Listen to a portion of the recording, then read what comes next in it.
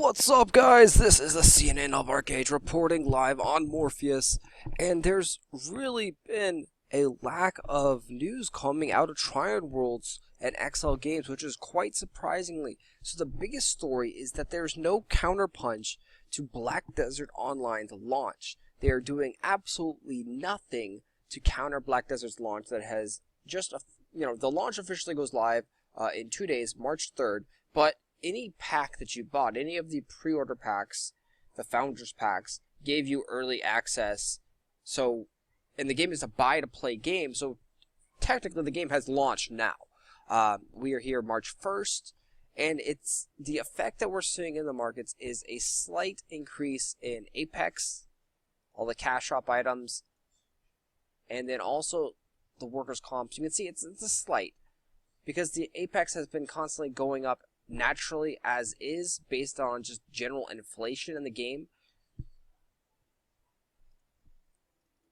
There's less Apex on the auction house, less Apex we're seeing in the, shouting, being sold, transferred.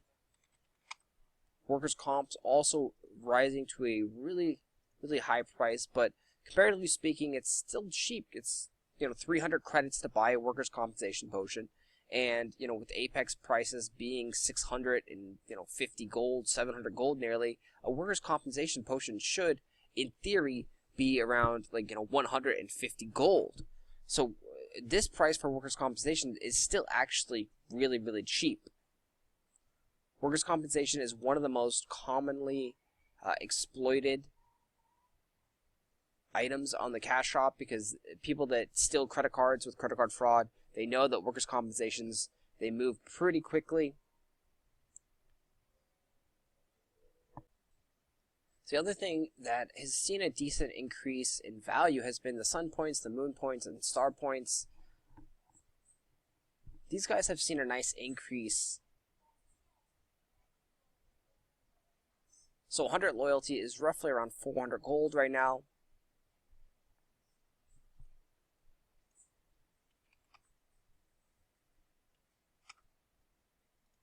The bigger increase has been in the basic sun points and moon points because those guys dropped out of events, and we are currently not even doing really any events at all. There are some basic events going on, but they're pretty shitty. So this is the absolute worst events that Triad Worlds has run, and Black Desert has taken away some players. They just released transfers. But it doesn't seem like they're really pushing and trying to promote Archeage, and it doesn't seem like they're afraid at all of Black Desert. So we'll have to see how much people stay away. We haven't really got a gauge of the population yet. Over the weekend, we saw servers, 3 of them plus on high status.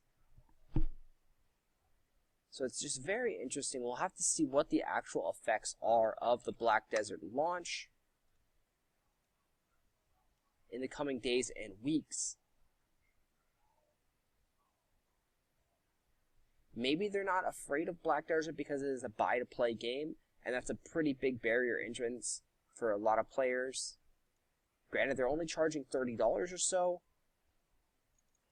but with Archeage being free-to-play, that could be one of the big differentiators. They went all out when Blade and Soul launched, which is also a free-to-play game.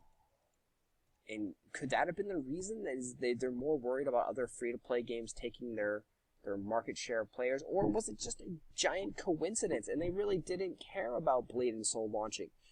These are things that are being discussed in these threads on the forums.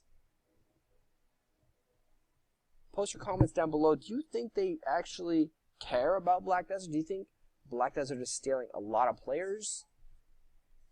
I think we can probably get a good gauge in a couple days by basic materials like logs, cotton, fabric. You can see if there's a decrease in basic materials sold on the auction house. That will show you that there's been players have actually leaving the game and not coming back.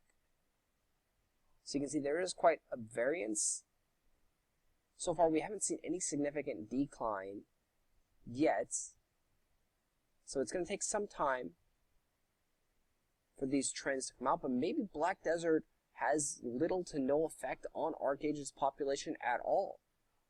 There was some speculation too that maybe the release of Black Desert would push more players into Archeage and increase Archeage's population based on players trying out Black Desert, not liking it, and then just like, oh, we'll go to Archeage or try Archeage.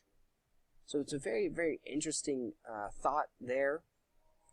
There were some graphs and charts on Reddit showing how when Black Desert launched in Japan, it actually increased the population of Archeage Japan, although people did speculate that that was due to the fact that Archeage at that time in Japan had a launch of 2.0 and they released a new server and things like that.